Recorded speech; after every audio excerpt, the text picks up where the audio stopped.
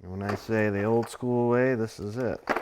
Whether they're in the shop creating a new headstone or outside adding dates to existing stones, Ryan Moldovan and Dave Shelmadine have been engraving headstones for 12 years. We do approximately 95% of our engraving ourselves here. Dave does our shaped engravings, which is pretty unique these days.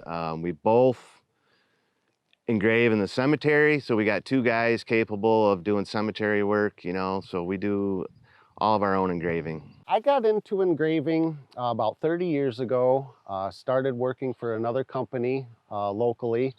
I was there for about 15 years and I started my own business in 2008. Ryan and I got together doing a little bit of construction and a little bit of monument work. And in 2011, Ryan and Dave formed their own monument engraving and restoration shop, Artisan Engraving, where they specialize in the old school art of headstone engraving, a practice largely offered today through mass manufacturing. This is a stone that is close to being ready.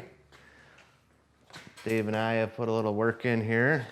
We take a lot of pride in doing it the old way. It's basically all starts with a stencil.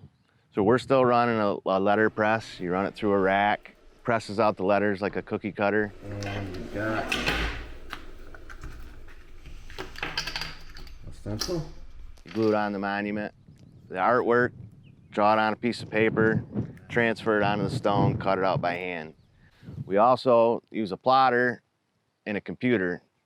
Draw everything on the computer, lay it out, computer cuts it, stick it on the monument, and sandblast it after. Looks like he's most of the way there. He might end up going a little deeper. Sometimes families look for custom artwork for their stone. For this, they work with Mary Ellen Chevalier, a local artist who helps to etch designs in stone, or in this case, granite. The process of custom designing and etching on granite is really much more comfortable than you would think. Because when somebody says that's etched in stone, you think, well, I can't make a mistake because I can't undo it.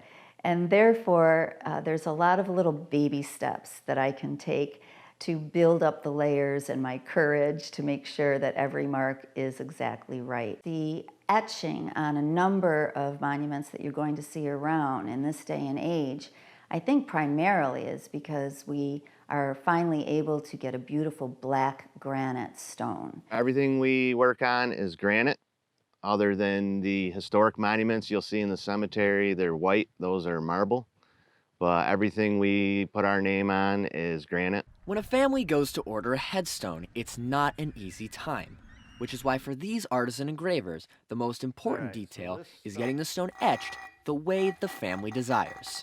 When a family asks for a particular image or a concept, the first thing I'll do is I'll search around for a generalized image that I can work from. It's a difficult time for the family. They come in, most people aren't sure where to start, what to do, what they want. We ask them if they've been to the cemetery. The cemetery is our favorite place to look. We got 50, 60 stones at a time here, but the cemetery's got hundreds. So we start them out there, see what size plot they have, what they can fit for a headstone there, and then we go from there. When I'm doing my engraving, I'm offering a family an outlet for the release and a part of healing for someone that they've lost. If I can represent the person that they lost and give them somewhere to go and give them comfort, then that's what I enjoy the most. In Sandy Creek for WPBS Weekly, I'm Luke Smith.